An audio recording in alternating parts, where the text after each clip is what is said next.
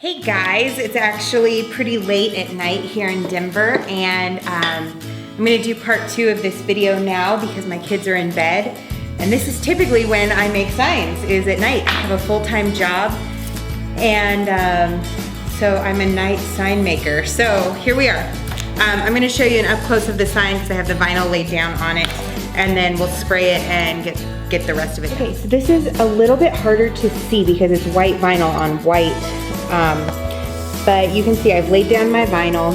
I do have a larger vinyl cutter, but you can use a roll just like this so you don't have to piece it together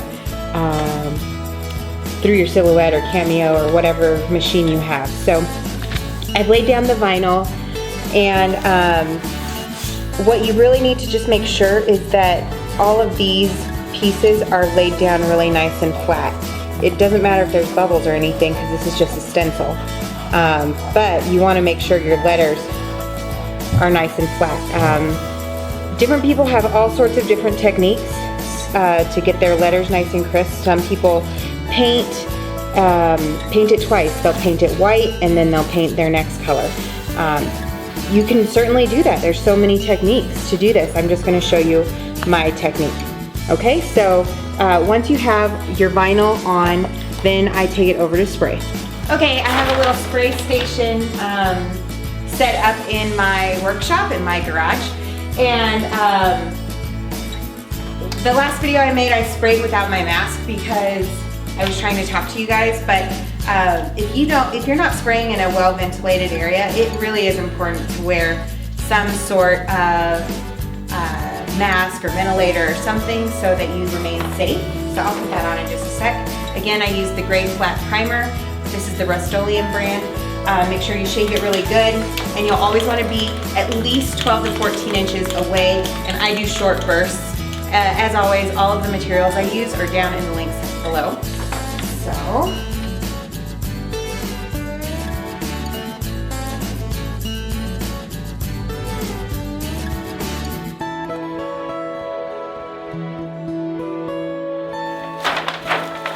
okay, it's that fast. We're done.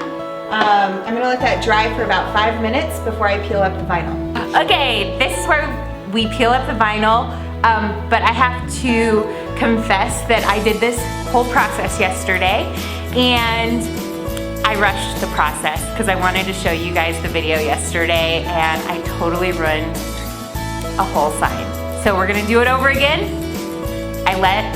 I painted a whole new board, I let it dry overnight, so this one should work out great.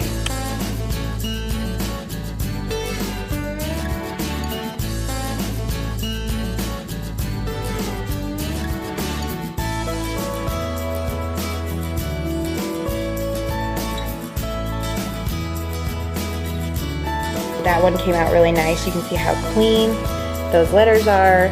And it already has a little bit of a distressed look and feel to it because a little bit of the white paint comes up. So now I'll show you how I finish distressing it. I get a little bit of 600 grit sandpaper. I just take some of it in my hand, and I literally just kind of go across the letters like this, and it will pull just a little bit of the paint over the gray letters.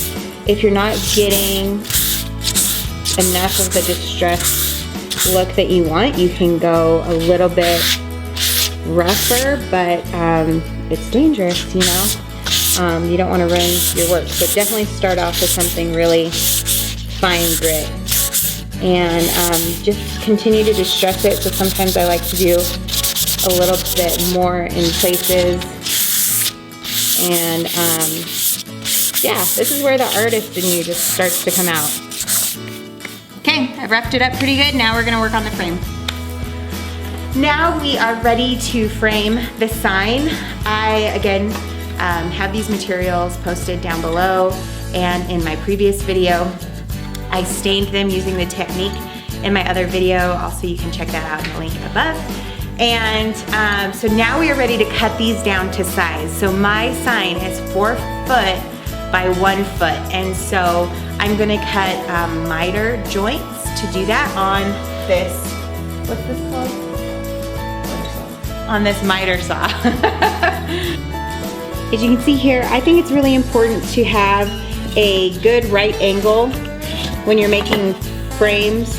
So I have this right angle right here cut out of a board, which is kind of like a little template, little jig for me to use to kind of put my pieces together. And this is where I assemble the frame first before I put the back of the sign on it. And all I'm gonna do is put 2 staples in each corner of the sign on the back, and then I'm gonna flip it over and I'm gonna put 1 staple on the front of this corner. And that's how I assemble the frame. Really easy. I use a powered stapler with my compressor, but you don't have to do that. You can use a handheld staple gun. That's no big deal.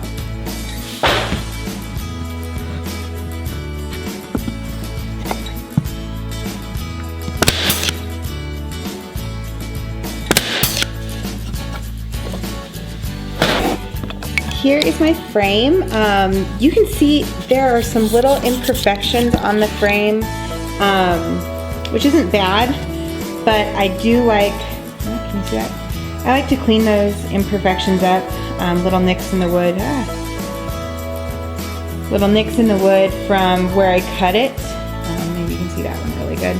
And so I use a wood staining pin that's close in color.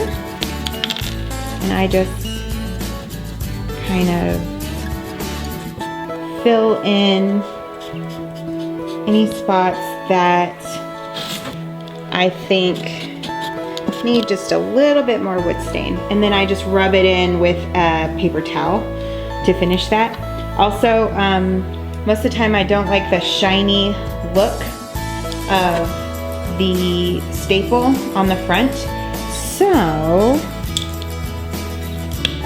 for that, you guys are gonna laugh at me. I use this Sharpie paint marker. My focus is all crazy. My Sharpie marker, and I just with the edge, it's got a big fat edge on it, I just kind of make that staple black.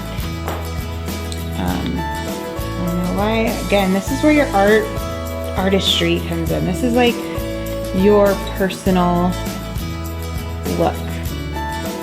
I like this to be black. I think it looks really kind of Western and rustic for this to look like it has a little black hardware on it.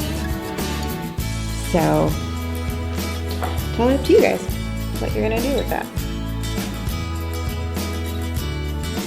Okay, my frame is made and I've laid my sign upside down onto the frame, and I've measured all the edges to make sure it's all straight. And so now what I'm gonna do is I'm just gonna staple all along the edge all the way around.